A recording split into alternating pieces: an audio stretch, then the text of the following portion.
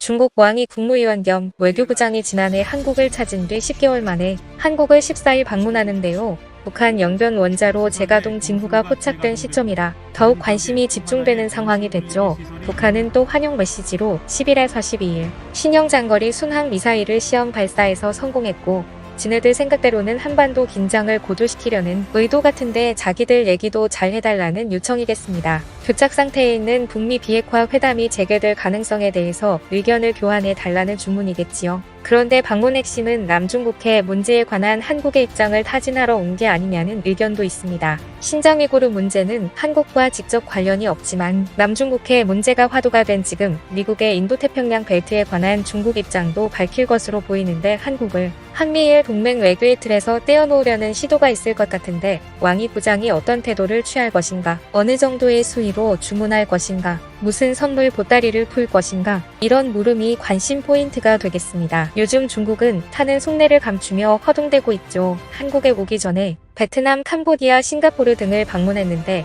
특히 베트남에서는 남중국해에 미국과 유럽이 등장하는 것을 견제해보려고 협조를 구한 것 같은데요. 미국이 아프간에서 철수한 것은 우연한 일이 아니었죠. 이미 10년 전 오바마 대통령 때부터 미국의 중심축을 동아시아로 이동하겠다고 선언하면서 시작된 것인데요. 당시 부통령이었던 바이든 현 대통령이 아프간 철수를 마무리 지은 겁니다. 미국이 중동을 떠난 이유는 크게 두 가지 이유가 있는데요. 먼저는 자유로워진 에너지의 수급으로 미국에서 대량의 셰일가스가 생산되는 한편, 중동에서는 에너지 경쟁을 벌이던 숙적이 사라졌기 때문이고, 다음으로는 미국이 전략적으로 경쟁을 벌여야 할 정도로 중국이 급부상했다는 것이죠. 미국은 아프간 철수를 종료한 다음 날부터 호주나 뉴질랜드는 이미 가입되어 있는 파이브 아이스에 중국의 동쪽을 감싸고 있는 우방국, 한국, 일본 그리고 인도에 가입해 줄 것을 요청했습니다. 미국이 인도태평양 동맹국들을 신속하게 아우르는 동안 중국은 새로운 고민에 봉착하게 됐죠. 중국은 대만이나 홍콩 문제와 더불어 신장 위구르 자치지구가 아킬레스건인데, 위구르족 무슬림 테러 집단이 탈레반과 손잡는 것을 막기 위해서 시진핑 정권이 서방 국가들의 인권 탄압에 비난을 무릅쓰고 위구르족 집단 수용까지 강행했는데, 탈레반을 막아주고 있던 미국이 사라져버린 것입니다. 탈레반과 신장 위구르가 만나는 것은 시간 문제일 뿐입니다. 중국 외교는 항상 두 얼굴 외교였죠.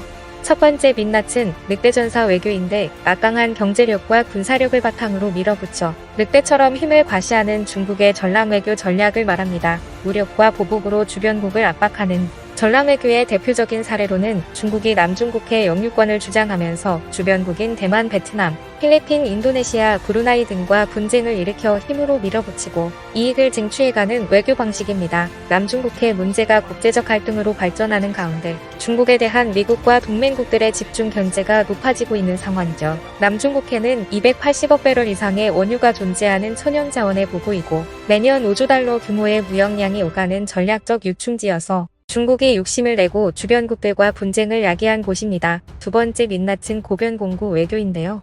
이것은 말 그대로 중국 주변 국가들과의 관계를 공고히 하고 유럽을 공략한다는 중국식 외교 방법이죠. 중국은 한국에 대해서 2016년 사드 배치의 후폭풍으로 중국 내에 있는 롯데마트가 문을 닫게 하고 한알령을 가동해서 다양한 부분에서 알차게 보복했는데요. 드라마와 단체 관광, 방송 콘텐츠, 게임 산업, 화장품 등 다양한 영역에서 크게 제동을 걸었고, 한반도 역사를 훔치려는 동북공정은 지금도 계속되고 있습니다. 왕이 외교부장이 온다고 할 때마다 한알령 전면 해제에 대한 기대감이 많았지만, 오늘 화장품 관련주는 별로 동요치 않고 있습니다. 그럼 오늘 한국 방문의 모습은 중국 외교 방식으로 볼 때 전랑 외교를 하러 오는 건지 고변공고 외교를 하러 오는 건지는 모르겠습니다. 지난해 방문 때도 미국 폼페이오 국무장관이 추석 즈음에 방문하자 왕이 외교부장도 곧이어 방문했는데, 이번에도 비슷하죠. 한미일 북핵 수석대표들이 일본 도쿄에서 한미일 북핵 수석대표 협의를 열어 북한과의 대화 재개 방안을 논의하는데, 몇 시간 뒤 왕이 외교부장이 한국에 도착해서 한중 외교장관 회담을 합니다. 미국이 주도하는 인도태평양 동맹국 연합 배트가 강화되고 있는 상황에서 보는 것도 즐거운 일입니다. 그만큼 한국의 위상이 높아지고 있다는 증거겠죠. 미국의 아프간 철수 후폭풍으로 한반도의 전략적 가치가 한층 중요해졌는데, 이번 기회를 잘 활용해서 자주 국방 선진화된 무기 수출국으로서 우뚝 서는 한국이 되었으면 좋겠습니다. 감사합니다. 와트맨이었습니다.